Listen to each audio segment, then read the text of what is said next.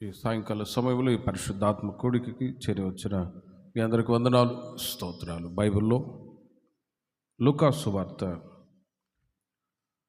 24వ అధ్యాయం 49వ వాక్యాన్ని చదువుకుందాం. ఇదిగో నా తండ్రి వాగ్దానం చేసినది మీ మీదికి పంపుచున్నాను, మీరు పైనుండి శక్తి పొందు వరకు పట్టణములో నిలిచి ఉండుడని వారితో చెప్పాను. చదువుబడిన ఈ వాక్య భాగంలో యేసుక్రీస్తు వారు ఆయన కల్వారి సిలువలో ప్రాణం పెట్టి సమాధి చేయబడి 3వ దినమున మరణాన్ని జయించి తిరిగి లేచి తండ్రి వద్దకు వెళ్ళినటువంటి ఆ సమయంలో ముందుగా యేసుక్రీస్తు వారు తనని వెంబడిస్తున్న వారితో, శిష్యులతో చెప్పినటువంటి మాట, ఇదిగో నా తండ్రి వాగ్దానం చేసినది మీ మీదికి పంపుచున్నాను, మీరు పైనుండి శక్తి పొందు వరకు పట్టణములో నిలిచి ఉండుడి. పట్టణము అన్నప్పుడు అది దేవుని యొక్క మందిరము అని అర్థం. యెరూషలేము పట్టణం, అందులో దేవాలయము ఉన్నది. అక్కడ మీరు నిలిచి ఉండుడి అని వారితో యేసుక్రీస్తు వారు చెప్పారు. పైనుండి శక్తి పొందు వరకు దేవుని ప్రజలైన మీరు, మనమందరము కూడా ప్రతి శనివారం ఇలా ఎందుకు కూడుకుంటున్నామంటే, పైనుండి పంపబడిన ఆ శక్తిని పొందటానికి మనం కూడుకుంటూ ఉన్నాం. పైనుండి పంపబడుచు ఉన్న ఆ శక్తి గురించి, పరిశుద్ధాత్మని గురించి పూర్వము ప్రవక్తల ద్వారా దేవుడు ఎన్నో మాటలు ప్రవచనాత్మకముగా తెలియచేస్తూ వచ్చాను. గతంలో బైబిల్ స్టడీలో మీకు తెలియచేశాను త్రిత్వాన్ని గురించి. అందులో త్రిత్వ దేవుడు ఉన్నారు. తండ్రి అయినటువంటి దేవుడు ఉన్నాడు, కుమారుడైన యేసుక్రీస్తు వారు ఉన్నారు, పరిశుద్ధాత్ముడు కూడా ఉన్నాడు. దేవుడు ఒక్కడే, కానీ వారి యొక్క క్రియలు వేరుగా ఉన్నాయి.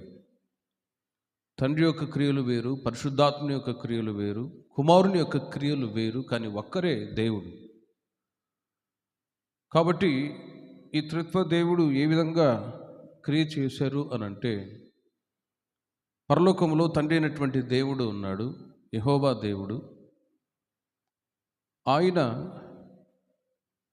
తన అద్వితీయ కుమారుని ఈ లోకానికి పంపించే పని ఆయన కలిగి ఉండగా, ఈ లోకానికి తన అద్వితీయ కుమారుని లోకానికి పంపించాడు. యోహాను సువార్త 3వ అధ్యాయం 16వ వాక్యములో, దేవుడు లోకమును ఎంతో ప్రేమించను కాగా తన అద్వితీయ కుమారుని నమ్మిన వాని యందు విశ్వాసం ఉంచు ప్రతివాడు నశింపక నిత్యజీవం పొందినట్లు ఆయనను అనుగ్రహించను. తండ్రి యొక్క పని ఏంటంటే, తన కుమారుడైన యేసుక్రీస్తుని లోకానికి పంపించడం. తండ్రి పని కుమారుడైన యేసుక్రీస్తును పంపించడం ఆయన పని. రెండవదిగా, యేసుక్రీస్తు ఈ లోకానికి వచ్చి తండ్రి యొక్క చిత్తాన్ని చేశాడు. తండ్రి చిత్త ప్రకారం ఈ లోకానికి ఆయన రాబడ్డాడు. కల్వారి సిలువలో మానవ రక్షణార్థమై తన ప్రాణాన్ని త్యాగం చేశాడు. మరణించి సమాధి చేయబడి తండ్రి వద్దకు వెళ్ళిపోయాడు. కుమారుని పని అంతటితో ముగించబడింది. అలాగని యేసుక్రీస్తు లేడు అని చెప్పడానికి వీల్లేదు. నెక్స్ట్, పరిశుద్ధాత్మ దేవుడు ఉన్నాడు. యేసుక్రీస్తు వారు ఈ లోకంలో ఉన్నప్పుడే ముందుగానే తెలియచేశారు, నేను వెళ్ళి మీకు ఆదరణకర్తను పంపిస్తాను అని. ఇప్పుడు సంఘములో దేవుని ప్రజల మధ్యలో క్రియ చేస్తూ ఉన్నది ఎవరంటే పరిశుద్ధాత్మ దేవుడై ఉన్నారు. హల్లెలూయా. అలాగని యెహోవా దేవుడు, కుమారుడైన యేసుక్రీస్తు లేరు అని చెప్పడానికి అవకాశం లేదు. వాళ్ళు ఉన్నారు, ముగ్గురు ఉన్నారు, క్రియలు వేరు. ఒక్కరే దేవుడు, కానీ వారి యొక్క క్రియలు వేరుగా ఉన్నాయి. కానీ ఈ కృపాకాలంలో సంఘములో క్రియ చేస్తున్నది ఎవరు అంటే పరిశుద్ధాత్మ దేవుడు. అందుకే ఆయా సందర్భాల్లో వాక్యాలు బోధిస్తూ ఉన్న పరిశుద్ధాత్మ దేవుడు మీతో మాట్లాడునుగాక. మాట్లాడుచు ఉన్నవారు పరిశుద్ధాత్ముడు అని మనం పాంప్లెట్లో కూడా వేస్తాం. పరిశుద్ధాత్మ దేవుడు సంఘములో క్రియ జరిగిస్తూ ఉంటాడు. సంఘం పరిపూర్ణతలోనికి ప్రభు యొక్క రాకడకు సిద్ధపడేటట్లుగా. గనుక యేసుక్రీస్తు వారు ఈ లోకములో ఉన్నప్పుడే ఆయన పునరుద్ధానుడు కాకమునిపే ఈ మాట చెప్పారు. ఇదిగో నా తండ్రి వాగ్దానం చేసినది మీ మీదికి పంపుచున్నాను, మీరు పైనుండి శక్తి పొందు వరకు పట్టణములో నిలిచి ఉండుడి, లేక కనిపెట్టి ఉండుడి. అందుకే ప్రతి శనివారం మనం ఈ విధంగా పరిశుద్ధాత్మ కొరకే కనిపెట్టి ప్రార్థించినప్పుడు, ఏక మనసుతో ఆయన సన్నిధిలో మనం మనవి చేసినప్పుడు పైనుండి ఆ శక్తి మన మధ్యలో ప్రతి ఒక్కరి మీద పంపబడి బలపరచబడదురుగాక. ఆ శక్తి పొందేంత వరకు దేవుని ప్రజలు మాటి మాటికి దేవుని సన్నిధికి వచ్చి కనిపెట్టి అడుగుతూనే ఉండాలి.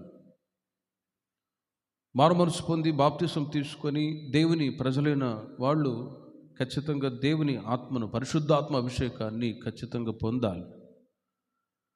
అనేకుల స్తుతుల ద్వారా కృప విస్తరిస్తూ ఉంది. ఎంతగా మీరు శుద్ధ హృదయంతో ఏక మనస్సుతో స్తుతిస్తూ ఉంటారో అంతగా ఆ కృపగల ఆత్మ దేవుడు కుమ్మరింపబడునుగాక. పరిశుద్ధాత్మ కొరకై కనిపెట్టే వాళ్ళు ఉన్నారు. పరిశుద్ధాత్మను గురించి అవగాహన కలగని ప్రజలు కూడా ఉన్నారు సంఘాల్లో. కానీ వాగ్దానం చేయబడినటువంటి ఆత్మ కుమ్మరింపబడేంత వరకు, పైనుండి శక్తి పొందేంత వరకు దేవుని ప్రజలైన మనము కనిపెట్టి ఆయన సన్నిధిలో మనం వేచి ఉండాలి. పైనుండి పంపబడుచున్న ఆ శక్తిని గురించి, దేవుని ఆత్మ గురించి పూర్వము యెషయా గ్రంథం 44వ అధ్యాయము 3వ వాక్యములో యెషయా ప్రవక్త ద్వారా ప్రవచింపబడిన మాటలు మీరు గమనించి చూడండి. యెషయా గ్రంథం 44వ అధ్యాయం 3వ వాక్యములో, నేను దప్పిగొరిన వాని మీద నీళ్లను, ఎండిన భూమి మీద ప్రవాహ జలములను కుమ్మరించెదను, నీ సంతతి మీద నా ఆత్మను కుమ్మరించెదను, నీకు పుట్టిన వారిని నేను ఆశీర్వదించెదను. ఆ మాటలు మీరు గమనించండి. నేను దప్పిగల వాని మీద నీళ్లను, ఎండిన భూమి మీద ప్రవాహ జలములను కుమ్మరించెదను అంటారు. మనిషి దాహం వేసినప్పుడు నీళ్లు తాగుతారు. ఖచ్చితంగా నీళ్లు త్రాగితేనే దప్పిక తీరుతుంది. కానీ ఆత్మదాహం తీర్చబడాలి అంటే అనాయింటింగ్ పవర్, పరిశుద్ధాత్మ శక్తి పైనుండి కుమ్మరింపబడితేనే మన యొక్క ఆత్మదాహము తీర్చబడునుగాక. కనుకనే ఆత్మదాహం తీర్చబడు నిమిత్తమై యెషయా ప్రవక్త ద్వారా దేవుడు ముందుగా తెలియచేశారు. నేను దప్పిగలవాని మీద నీళ్లను, దప్పిగలవాని మీద ఒకటి భౌతికమైన నీళ్లు ఉన్నాయి, ఆత్మీయ నీళ్లు కూడా ఉన్నాయి. దాహం వేసినప్పుడు నీళ్లు తాగుతాం. కానీ ఆత్మకు దాహం తీర్చబడాలి అంటే పరిశుద్ధాత్మ అభిషేకం పైనుండి కుమ్మరింపబడితేనే దాహం తీర్చబడుతుంది. అందుకే ఎండిన భూమి మీద ప్రవాహ జలములను కుమ్మరించెదను, నీ సంతతి మీద నా ఆత్మను కుమ్మరించెదను అని, నీకు పుట్టిన వారిని నేను ఆశీర్వదించెదను అని యెషయా ద్వారా దేవుడు ముందుగా పలికాడు. కనుకనే ఈ రోజున దేవుని ప్రజలైన మీరు, మీ పిల్లలు ఆయన సన్నిధిలో కనిపెట్టి ప్రార్థించడానికి వచ్చారు. ఖచ్చితంగా అడుగు ప్రతి వారికి నా దేవుడు ఆత్మ సమృద్ధిగా దయచేయుదురుగాక. యోవేలు గ్రంథం 2వ అధ్యాయము 28వ వాక్యములో కూడా పరిశుద్ధాత్మను గురించి ముందుగా ప్రవచింపబడిన వాక్యాలు యోవేలు కూడా ప్రవచించాడు. యోవేలు గ్రంథం 2వ అధ్యాయము 28వ వాక్యములో, నేను సర్వజనుల మీద నా ఆత్మను కుమ్మరించుదును, మీ కుమారులను మీ కుమార్తెలను ప్రవచనములు చెప్పుదురు, మీ ముసలివారు కలలు కందురు, మీ యవనులు దర్శనములు చూతురు. ఇవి యెషయా ప్రవక్త ద్వారా కూడా దేవుడు ప్రవచనాత్మకముగా పలకబడిన మాటలు. నేను సర్వజనుల మీద నా ఆత్మను కుమ్మరిస్తాను. దేవుని ప్రజలు దేవుని ఆత్మచేత నింపబడ్డప్పుడు వాళ్ళు పొందుతున్న ఆత్మీయ ఆశీర్వాదాలు, నీ సంతతి వారి మీద నా ఆత్మను కుమ్మరిస్తానన్నాడు కదా. దేవుని ప్రజలైన వాళ్ళు పరిశుద్ధాత్మ చేత నింపబడుతున్నప్పుడు దేవుని పిల్లలైన ప్రజలైన మీ పిల్లలు కూడా పరిశుద్ధాత్మ చేత నింపబడే అనుభవంలోనికి వస్తారు. ఆ మధ్య ఒక వర్షిప్లో ఆరాధన జరుగుతుంది. వర్షిప్ చేస్తూ ఉన్నాను. సడన్గా ఓసారి కళ్ళు తెసి చూశాను. ఓ చిన్న బుడ్డిది, ఆ బుడ్డిది కూడా నాప్కిన్ వేసుకొని ఇటు ఎగురుతా ఉంది. పరిశుద్ధాత్మ రాలేదు, కానీ వాళ్ళ అమ్మని ఇట్లాగే చూస్తుంది. కంపేర్ చేసి తాను కూడా అలాగే. అది అంటే పిల్లలు చూడండి, మిమ్మల్ని ఫాలో అవుతూ ఉంటారు. నీ సంతతి వారి మీద ఆత్మను కుమ్మరిస్తాను అంటే మీరు ఆ అభిషేకం చేత నింపబడుతున్నప్పుడు పిల్లలు, చిన్న చిన్న పిల్లలు కూడా ఫాలో అవుతూ ఉంటారు. కాబట్టి ఓ సర్టన్ టైం వచ్చినప్పుడు వాళ్ళు కూడా అభిషేకాన్ని పొంది ఆత్మీయంగా ఆశీర్వదించబడుదురుగాక. చిన్నపిల్లలు కూడా. కనుకనే పూర్వము యోవేలు ప్రవక్త ద్వారా దేవుడు సెలవిచ్చాడు, నేను సర్వజనుల మీద నా ఆత్మను కుమ్మరిస్తాను, మీ కుమారులు మీ కుమార్తెలు ప్రవచనములు చెప్పుదురు. మరి సంఘాల్లో ప్రవచనాలు ఉన్నాయా అని అంటే ఆ ప్రవచనాలు ఇప్పుడు మరి సంఘాల్లో కనిపించట్లేదు. ఓ సరైన అభిషేకం పొందినప్పుడు ఆ ప్రవచనాలు కూడా వస్తాయి. మేరక ఉన్న రోజుల్లో ప్రవచనాలు ఎక్కువ చెప్పేవాళ్ళు. ప్రవచనాలు దేవుని యొక్క వాక్యాలే. ప్రవచనాలు రకరకాలుగా ఉన్నాయి. వెలుగుదూత చెప్పే ప్రవచనాలు ఉన్నాయి, దేవుని ఆత్మచేత ప్రవచింపబడుతున్న ప్రవచనాలు కూడా ఉన్నాయి. ఆ మధ్య ఒక దొంగ ప్రవచనాలు కూడా ఉంటాయి. ఎలా అంటే, బైబిల్ సెమినార్లో లేమల నుంచి ఒక పాస్టర్ గారు వచ్చారు. యేసన్న గారు ఆయన్ని పిలిపించారు టీచింగ్ కొరకు. ప్రవచనాల గురించి, వరాల గురించి చెప్తూ ఒకసారి ఆయన సంఘంలో 200 మంది వస్తారు. లేమల్లిలో ఆయన సంఘంలో వేరే చర్చి. అక్కడ ఆయన ఆరాధన జరిపిస్తూ ఉన్నారట, వర్షిప్ జరిపిస్తూ ఉన్నారు. సడన్గా ఒక ఆమె పరిశుద్ధాత్మతో నింపబడి అన్య భాషలు మాట్లాడుతుంది. సరే, మరి వర్షిప్ అయిన తర్వాత ఆమెన్ అన్నప్పుడు ఆగిపోవాలి కదా. ఆ పాస్టర్ గారు ఆమెన్ అన్నా కూడా ఆమె ఇంకా అన్య భాషలు మాట్లాడుతూనే ఉంది. ఆపమ్మ అన్నాడు, అంతే. ఇక ఆపింది. ప్రక్కన కూర్చున్న కూతురికి కోపం వచ్చిందంట. వెంటనే ఆ అమ్మాయి కూడా ప్రవచనం ఎత్తుకొని అన్య భాషలు మాట్లాడుతూ, ఇదిగో నా కుమారుడా సామ్యూయేల్, ఆ పాస్టర్ గారి పేరు సమూయేల్ పాస్టర్, నా కుమారుడు సమూయేల్, ఇంతమంది మధ్యలో నా కుమార్తెని నీవు అవమానపరిచావు. ఇప్పుడే వచ్చి నా కుమార్తె పాదాలు పట్టుకొని క్షమాపణ అడుగుని ప్రవచనం చెప్తుందట. చూడండి, ఎవరు? కూతురు. ఇప్పుడు పాస్టర్ గారు వచ్చి ఆ పాదాల మీద పడి క్షమాపణ అడగాలంటే ఇంతమంది మధ్యలో అవమానపరిచావు అని. అందుకే ఆయన పాస్టర్ గారు అంటారు, ప్రసంగిలో ఒక మాట రాయబడి ఉంది, అధికముగా బుద్ధిమంతుడు కాకము నిన్ను నీవేళ నాశనం చేసుకుందువు అని. ఆ మాట చూపించారు. అధికముగా బుద్ధిమంతుడు కాకము నిన్ను నీవేళ నాశనం చేసుకుందువు అంటే ఆ పాస్టర్ గారి కంటే ఓవర్ కాన్ఫిడెన్స్, ఆయన కంటే ఇంకా ఓవర్ కాన్ఫిడెన్స్తో ఆ పాస్టర్ గారి మీద ప్రవచనం చెప్పింది. చూడండి, ఇలాంటి ప్రవచనాలు చెప్పేవాళ్ళు కూడా ఆ రోజుల్లో ఉన్న 20 years 25 years బ్యాక్ చెప్పిన మాట ఇప్పుడు అలాంటి వాళ్ళు ఉంటారు. కాబట్టి ప్రేమిల వర్లరా, ప్రవచనాలు, పరిశుద్ధాత్మ అభిషేకాలు, ఓ నిజమైన అభిషేకము ప్రవచనాలు ఉన్నాయి. దొంగ ప్రవచనాలు చెప్పేవాళ్ళు కూడా ఉన్నారు. అక్కడక్కడ ఈ రోజుల్లో ప్రస్తుతం గమనించినట్లయితే సంతానం కలుగుతుంది, లేకపోతే మీ ఇంటికి విరోధంగా ఎవరైనా చేతబడులు చేశారు అని కొందరు క్రైస్తవములు జొరబడి దేవుని ప్రజల్ని బలహీనపరిచే మభ్యపెట్టేటువంటి వాళ్ళు ఈ రోజుల్లో బయలుదేరి వస్తూ ఉన్నారు. అట్టి వారికి మీరు జాగ్రత్తగా ఉందురుగాక. అందుకే దేవుని యొక్క వాక్యాన్ని సరైన విధంగా గ్రహించి ఈ సత్తువగల సంఘములో ఆత్మీయతను గురించి బాగుగా తెలుసుకున్నప్పుడు అట్టి వారికి మీరు దూరంగా ఉంటారు. లేకపోతే లోకములో చాలామంది ప్రజలు అలా కుటుంబాల్లో చొరబడి చాలా ఆత్మీయతను బలహీనపరిచే వాళ్ళు కూడా ఉన్నారు. కానీ యోవేలు ద్వారా చెప్పబడిన ప్రవచన మాటను బట్టి ఆత్మ కుమ్మరింపబడ్డప్పుడు ఆత్మ కుమ్మరింపబడుతుంది. కుమారులు కుమార్తెలు ప్రవచనాలు చెప్తారు. మీ ముసలివారు కళ్ళు కందురు, మీ యవనులు దర్శనము చూతురు. ఇవన్నీ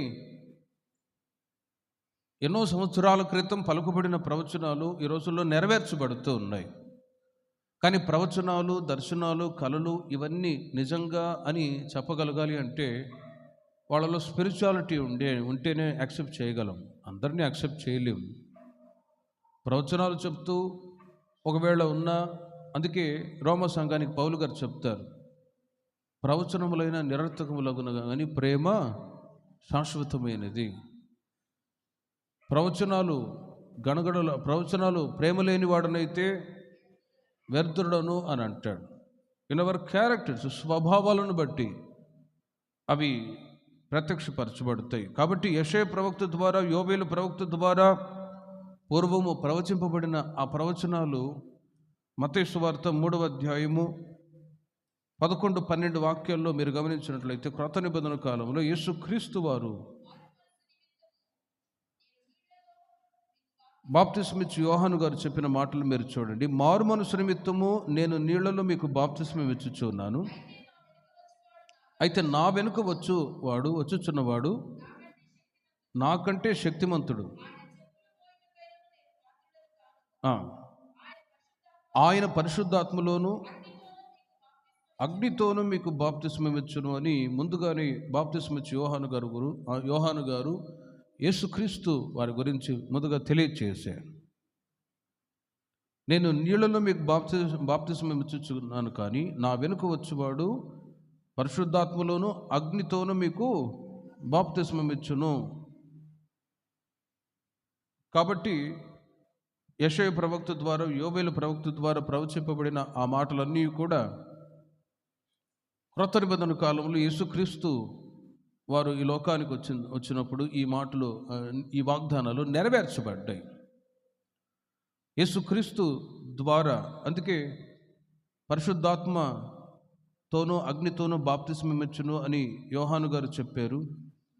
ఆ పరిశుద్ధాత్మ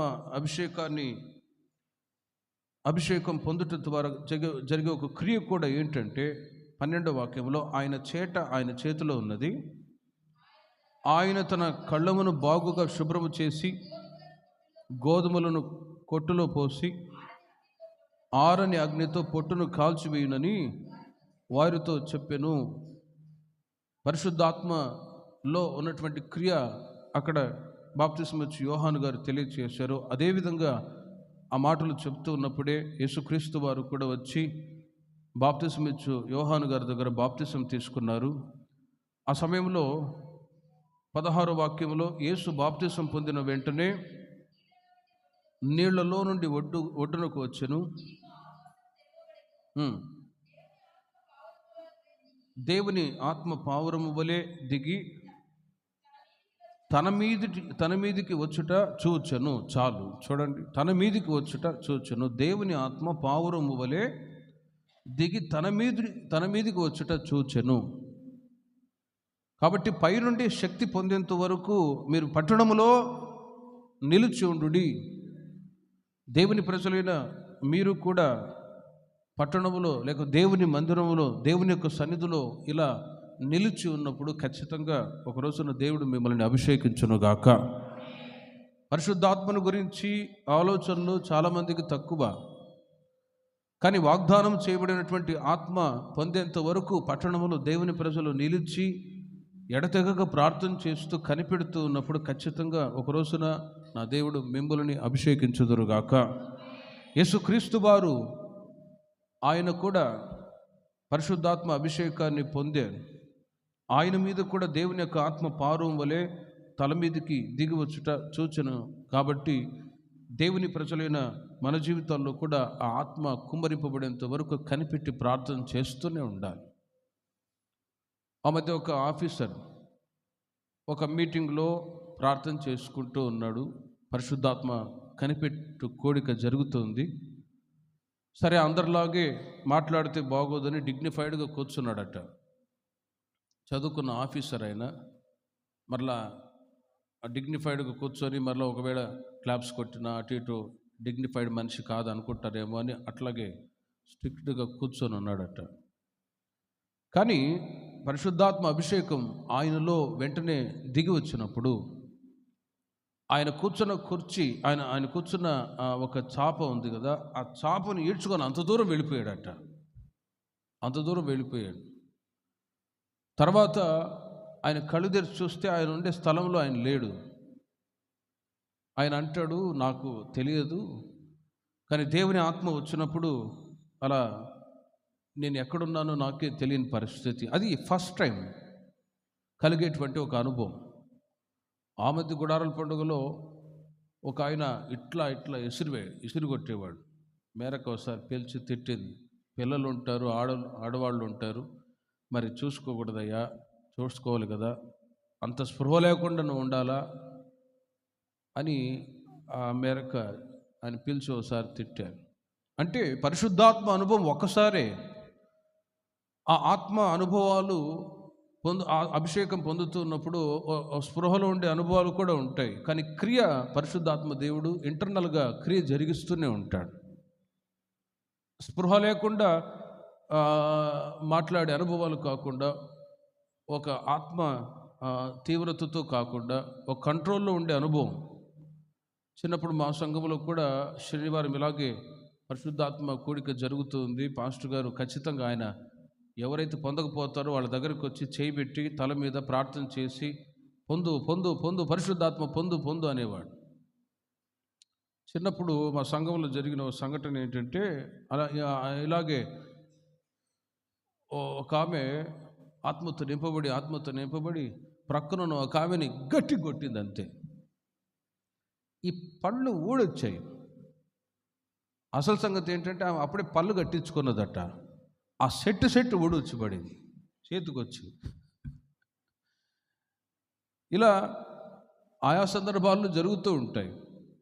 కానీ ప్రేమిని వల్ల ఒక్కసారే దేవుని ఆత్మ అభిషేకం పొందే అనుభవం. కానీ ఆ ఆత్మని దేవుని ప్రజలైన మనము కాచుకుంటూ రావాలి. కనమూసేంత వరకు, ప్రభు రాకడ వరకు దేవుని ఆత్మ ప్రతి ఒక్కరిలో నిలిచి ఉండునుగాక.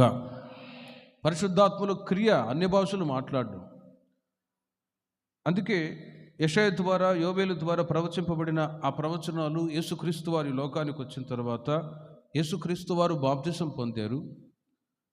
ఆయన కూడా పరిశుద్ధాత్మ అభిషేకం పావురం వలె దిగి తన మీదికి వచ్చుట చూచెను అని మనం చదివాం.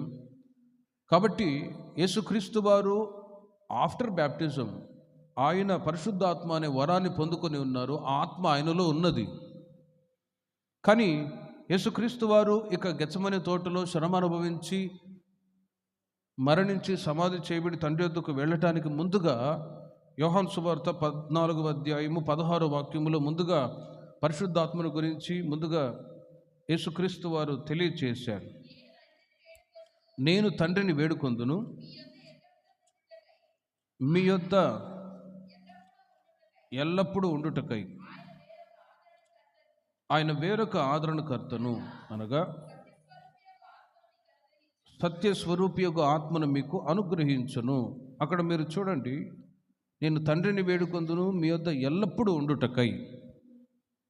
మునుపు మీతో చెప్పినట్టుగా తండ్రి అయినటువంటి దేవుడు కుమారుడైన యేసుక్రీస్తును పంపించారు. తండ్రి పని అంతవరకు ముగించబడింది. నెక్స్ట్, తండ్రి యేసుక్రీస్తు వారు ఈ లోకానికి వచ్చి ఈ లోకంలో మానవాళి కొరకై ప్రాణత్యాగం చేసి 3వ దినమున మరణాన్ని జయించి తిరిగి వెళ్ళిపోయారు. అంతటితో కుమారుని పని అయిపోయింది. అలాగని చెప్పి యెహోవా లేడు, యేసుక్రీస్తు లేడు అని చెప్పకూడదు. ముగ్గురు ఉన్నారు, కానీ క్రియలు వేరు వేరు.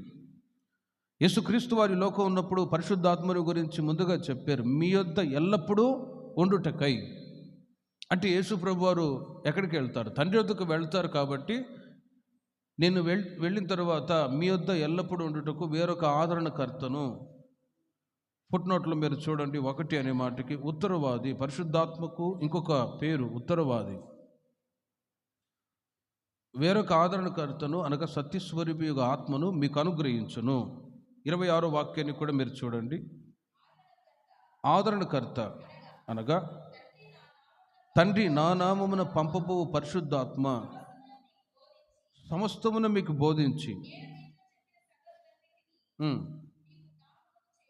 చూడండి, అక్కడ కూడా సమస్తమును మీకు బోధించి నేను మీతో చెప్పిన సంగతులన్నిటిని మీకు జ్ఞాపకము చేయును. ఎవరు? పరిశుద్ధాత్మ. పరిశుద్ధాత్మ మీ వద్ద ఎల్లప్పుడూ ఉండుటకై. ఈ మాటలు మీరు గమనిస్తే, సమస్తమును మీకు బోధించి నేను మీతో చెప్పిన సంగతులన్నిటినీ మీకు జ్ఞాపకం చేయును. ఎవరు జ్ఞాపకం చేసేది? పరిశుద్ధాత్మ. దేవుడు మరలా మరలా మరలా మరలా ప్రభు చెప్పిన ఆ మాటలన్నీ మరలా తన ప్రజలకు, శిష్యులకు తెలియచేస్తారు. అందుకే శిష్యులు కూడా అపోస్తల కార్యాల్లో వాళ్ళు పరిశుద్ధాత్మ అభిషేకాన్ని పొందినప్పుడు యేసుక్రీస్తు వారు చెప్పిన మాటలన్నీ కూడా మరలా మరలా వాళ్ళు పరిశుద్ధాత్మ చేత బోధింపబడి ప్రజలకు తెలియచేస్తూ వచ్చారు. క్రీస్తు మాకు ఇలా చెప్పారు అని ఆయా సందర్భాల్లో పరిశుద్ధాత్మ దేవుడు ఉన్నందువలన ప్రభు గురించినటువంటి మాటలు తెలియచేశాడు. యోహాను సువార్త 16వ అధ్యాయము 7వ వాక్యములో కూడా మీరు చూడండి. నేను మీతో సత్యము చెప్పుచున్నాను, నేను వెళ్ళిపోవటం వలన మీకు ప్రయోజనకరం. చూడండి, నేను వెళ్ళని ఎడల ఆదరణకర్త మీ వద్దకు రాడు, పంపుదును. త్రిత్వాన్ని గురించి తెలిస్తేనే ఈ మాటలు అర్థం అవుతాయి, లేకపోతే అర్థం కావు. అందుకే బైబిల్ స్టడీ ఏర్పాటు చేశారు. యేసుక్రీస్తు వారు ఈ లోకంలో ఉన్నారు, ఆయన తండ్రి వద్దకు వెళ్ళబోతూ ఉన్నాడు. ముందుగా పరిశుద్ధాత్మ గురించి ఇక్కడ చెప్పబడిన మాటలు ఇవన్నీ కూడా, నేను వెళ్ళిన ఎడల ఆయనను మీ వద్దకు పంపుదును. అలాగని యేసుక్రీస్తు వారు లేరని చెప్పడానికి అవకాశం లేదు. ఆయన ఉన్నారు, కానీ మనల్ని పరిపూర్ణలుగా చేయటానికి, క్రీస్తు సారూప్యములోనికి మార్చటానికి, మనల్ని పరలోక రాజ్యానికి సిద్ధపరచటానికి క్రియ చేస్తున్నది ఎవరు అంటే పరిశుద్ధాత్మ దేవుడు. అందుకే నేను వెళ్తే నేను వెళ్ళిపోవటం వలన మీకు ప్రయోజనం. నెక్స్ట్ పరిశుద్ధాత్ముడు వచ్చి మిమ్ములని సర్వసత్యంలోనికి నడిపిస్తాడు. యోహాను సువార్త 7వ అధ్యాయము 38, 39 వాక్యాలు కూడా మీరు చూడండి.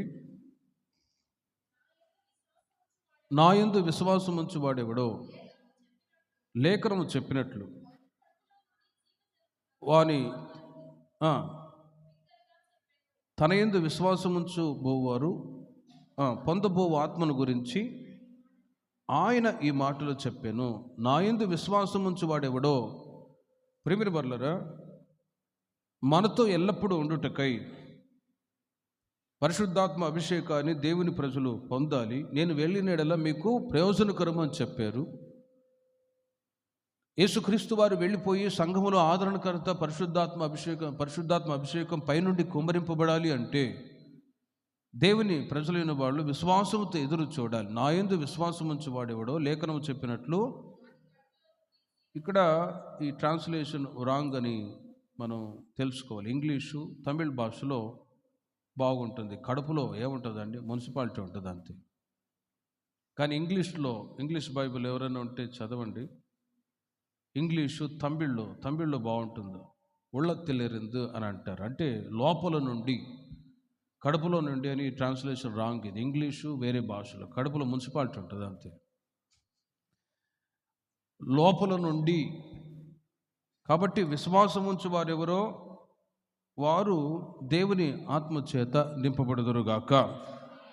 కాబట్టి ప్రియమైన వారలారా, ప్రతి శనివారం దేవుని ప్రజలైన మీరు వాగ్దానం కొరకు కనిపెట్టి అడిగి దేవుని ఆత్మను ఖచ్చితంగా పొందాలి. ఆ ఆత్మ, అది వాగ్దానం చేయబడినటువంటి ఆత్మ. ఎప్పుడైతే ఈ మాటలన్నీ కూడా యేసుక్రీస్తు వారు తెలియచేశారో, యేసుక్రీస్తు వారు ఈ మాటలు చెప్పి ఆయన మరణించి సమాధి చేయబడి మరణాన్ని జయించి తిరిగి లేచి తండ్రి వద్దకు వెళ్ళిపోయాడు. అపోస్తల కార్యములు 1వ అధ్యాయము 4వ వాక్యములో ఆయన చెప్పిన మాటలన్నీ కూడా నెరవేర్చబడ్డాయి. ఇలాగ ఆజ్ఞాపించను. చూడండి, నా వలన వినిన తండ్రి యొక్క వాగ్దానం కొరకు కనిపెట్టుడి, నా వలన వినిన తండ్రి యొక్క వాగ్దానం కొరకు కనిపెట్టుడి అని చెప్పారు. పాత నిబంధన కాలంలో వాగ్దానం చేయబడినటువంటి ఆత్మ కొరకు కనిపెట్టమని యెషయా యోవేలు ప్రవక్త ద్వారా చెప్పబడ్డారు. ఆ తర్వాత యేసుక్రీస్తు వారు వచ్చినప్పుడు పరిశుద్ధాత్మ ఆయనకు కూడా పొంది నడిపించబడుతూ వచ్చారు. నెక్స్ట్ యేసయ్య వెళ్ళిపోయిన తర్వాత సంఘానికి పరిశుద్ధాత్మ అభిషేకం కుమ్మరింపబడింది. తండ్రి యొక్క వాగ్దానం కొరకు కనిపెట్టుడి అని చెప్పారా? 2వ అధ్యాయం 1వ వాక్యములు మీరు గమనిస్తే పెంతెకోస్తు దినమున ఆ వాగ్దానం నెరవేర్చబడింది. పెంతెకోస్తు పండుగ దినం వచ్చినప్పుడు అందరూ ఒక చోట కూడి ఉండిరి. చూడండి, అప్పుడు వేగముగా వీచు బలమైన గాలి వంటి ఒక ధ్వని ఆకాశము నుండి అకస్మాత్తుగా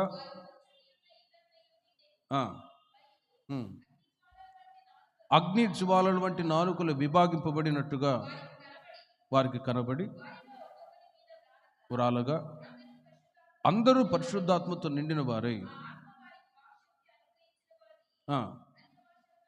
చూడండి అన్య భాషలతో మాట్లాడసాగిరి.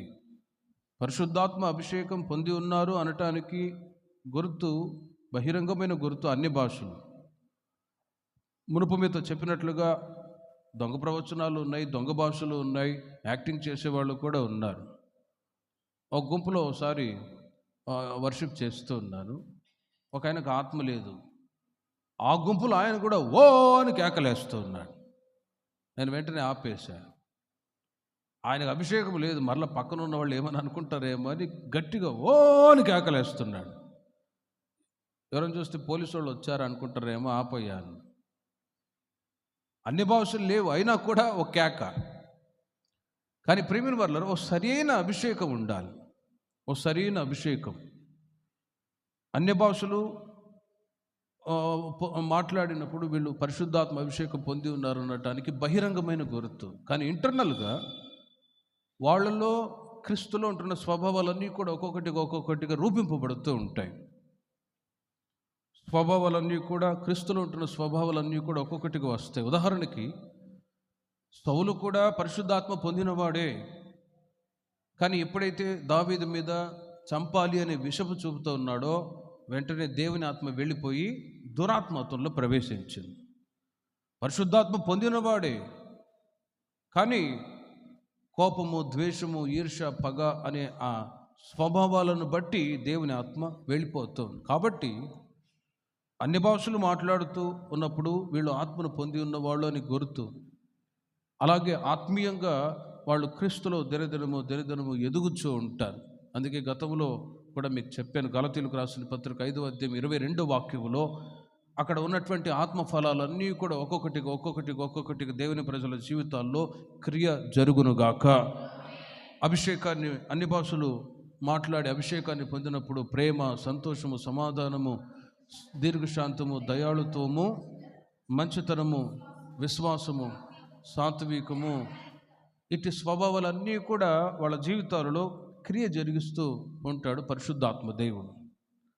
వీటికి ఆపోజిట్గా పైన ఉన్న శరీర స్వభావాలు కూడా క్రియ జరిగిస్తూ ఉంటాయి. ఒకవేళ మారు మనసు పొందిన, బాప్తిసం తీసుకున్న శరీర సంబంధమైన స్వభావాలు కలిగిన వాళ్ళని ఈజీగా గుర్తుపట్టవచ్చు. వీళ్ళు అభిషేకాన్ని పొందలేదు. పొందిన వాళ్ళైతే వాళ్ళలో ఈ క్రింద ఉన్నటువంటి 9 ఆత్మఫలాలు వాళ్ళలో ఆ స్వభావాలను బట్టి అర్థం చేసుకోవచ్చు. అక్కడ పెద్ద పాపాలు ఉన్నాయి, చిన్న పాపాలు ఉన్నాయి. ఆ శరీర స్వభావాలు ఏంటో ఒకసారి చదవండి. చూడండి, శరీర కార్యములు స్పష్టమై ఉన్నవి. అవేవనగా జారత్వము, అపవిత్రత, కాముకత్వము, విగ్రహారాధన, అభిచారము, చూడండి, ద్వేషములు, కలహము, మత్సరములు, క్రోధములు, కక్షలు, భేదములు, విమతములు, అసూయలు, మత్తతలు, అల్లరితో కూడిన ఆటపాటలు మొదలైనవి. వీటిని గురించి నేను మునుపు చెప్పిన ప్రకారము ఇట్టి వాటిని చేయువారు దేవుని రాజ్యమును స్వతంత్రించు కొనరని మీతో స్పష్టముగా చెప్పుచున్నాను. అందుకే ఇట్టి స్వభావాలు దేవుని ప్రజల జీవితాలు, ఇదేదో లోకస్తుల గురించి రాయబడిన మాటలు కావు. గలతీ సంఘస్థులే, వాళ్ళు చర్చికి వస్తున్న వాళ్ళే, మారుమనసు పొందిన వాళ్ళే, బాప్తిసం తీసుకున్న వాళ్ళే, అయినా కూడా వాళ్ళలో ఈ కార్నల్ యాక్టివిటీస్, ఈ శరీర సంబంధమైన స్వభావాలు క్రియ జరిగిస్తూ ఉన్నాయి. గనుకని ఎవరికి వాళ్ళే నేను ఎలా ఉన్నాను అని ఎవరికి వాళ్ళే పరిశీలించుకొని, మనిషి యొక్క సాధారణమైన ఆలోచనలు ఎలా ఉంటాయంటే ఇతరుల గురించి విమర్శించడం, తీర్పు తీర్చడం, వాళ్ళు మంచివాళ్ళు కాదు, వీళ్ళు మంచివాళ్ళు కాదు, వాళ్ళు ఇలా ఉన్నారు, వీళ్ళు ఇవే ఆలోచిస్తారు. కానీ వ్యక్తిగతంగా వాళ్ళు ఆలోచించారు. కాబట్టి ఎన్ని సంవత్సరాలు మందిరానికి వచ్చినా ఎదుగుదల లేని పరిస్థితుల్లో, ఆత్మీయతలో దిగజారిపోయిన పరిస్థితుల్లోనే ఉంటారు. కాబట్టి మీ స్వంత రక్షణను మీరు కొనసాగించుకుంటూ ఉండుడి. స్వంత రక్షణను కొనసాగించుకుంటూ ఈ నెక్స్ట్ ఇక్కడ ఎప్పుడైతే ఈ శరీర కార్యాలు కలిగి ఉంటారో ఇటువారు దేవుని యొక్క రాజ్యాన్ని స్వతంత్రించుకొనరని స్పష్టంగా చెబుతూ ఉన్నారు. అలాంటప్పుడు ఇలాంటి స్వభావాలు మనలో ఉన్నాయా లేవా అని ఎవరికి వాళ్ళే విమర్శించుకోవాలి. వీటిని వివరించాలంటే ఒక గంట పడిద్ది. పెద్ద పాపాలు ఉన్నాయి, చిన్న పాపాలు కూడా ఉన్నాయి. ఆ గలతి సంఘస్థులు సంఘానికి వస్తున్నారు కానీ ఆత్మానుసారంగా నడిపించబడట్లేదు. కొందరు ఆత్మానుసారులు ఉన్నారు. అందుకే సంఘంలో రెండు రకములైన ప్రజలు ఉంటారు. శరీరానుసారులు ఉంటారు, ఆత్మానుసారులు ఉంటారు. ఆత్మీయంగా ఎదిగిన వాళ్ళు ఉంటారు, ఎదగని వాళ్ళు కూడా ఉంటారు. అప్పుడు మీరు ఏ గుంపులో ఉన్నారో మీకు మీరే ఆలోచించుకొని, ఆత్మీయతలో ఎదిగిన వాళ్ళ గుంపులో ఆత్మ ఫలాలు ఫలిస్తూ క్రీస్తులో ఉండటానికి దేవుని ప్రజలైన మనం ప్రయాసపడదుముగాక. కాబట్టి అన్ని భాషలు మాట్లాడుతూ పరిశుద్ధాత్మ అభిషేకాన్ని పొంది ప్రభువులో నడిపించబడుతున్నప్పుడు ఆత్మ ఫలాలు వాళ్ళ జీవితాల్లో క్రియ జరిగిస్తూ ఉంటారు. అపోస్తల కార్యములు 2వ అధ్యాయము 4వ వాక్యములో మునుపు మనం చదివినట్టుగా వారి అన్ని భాషలతో మాట్లాడసాగిరి. అపోస్తల కార్యములు 10వ అధ్యాయము 45, 46 వాక్యాల్లో పరిశుద్ధాత్మ అనేది ఒక వరము అని వ్రాయబడి ఉన్నది. అపోస్తల కార్యములు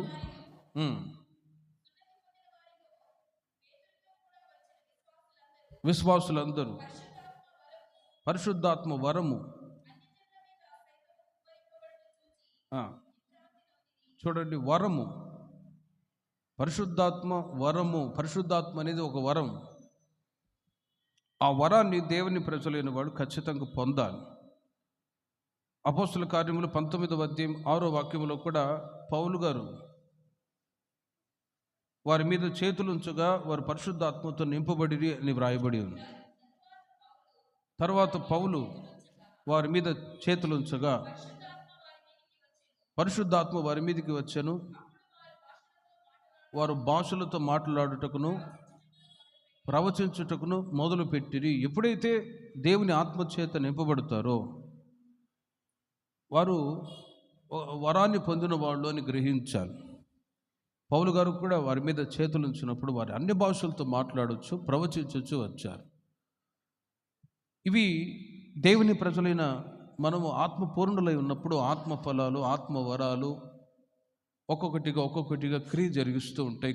తద్వారా ఆత్మీయతలు ఎదగటానికి పరిశుద్ధాత్మ దేవుడు సహాయము చేయునుగాక. గనుక మారుమనసు మాత్రమే పొంది బాప్తిసం తీసుకొని ఇక అనుభవంలో కొనసాగే నామినల్ క్రిస్టియన్స్ చాలామంది ఉన్నారు. ఓ లోతైన అనుభవంలోనికి రాకుండా ఇక మారుమనసు పొందాం, బాప్తిసం తీసుకొని చర్చికి వస్తున్నాం, వెళ్తున్నాం, ఇక అంతే టక్కున పరలోక రాజ్యానికి వెళ్తాము అనుకునే వాళ్ళు ఉన్నారు. కానీ ప్రేమిన వర్లరా, దేవుని యొక్క రాజ్యానికి వారసులు అవ్వాలి అంటే ఎంత ఆత్మీయతలో దేవుని ప్రజలైన మనం ఎదగాలో వాక్యాలు తెలుసుకున్నప్పుడే అర్థమవుతాయి. కనుక ప్రభు రాకడ సమీపిస్తుంది. పైనుండి పంపబడిన ఆ శక్తిని దేవుని ప్రజలైన మీరు, మీ సంతతి వాళ్ళు పొంది ఆత్మీయంగా ఆశీర్వదించబడుదురుగాక. ప్రార్థన చేసుకుందాం. విన్న ఈ మాటలను బట్టి అందరూ ప్రార్థన చేసుకుందాం. ఎవరికి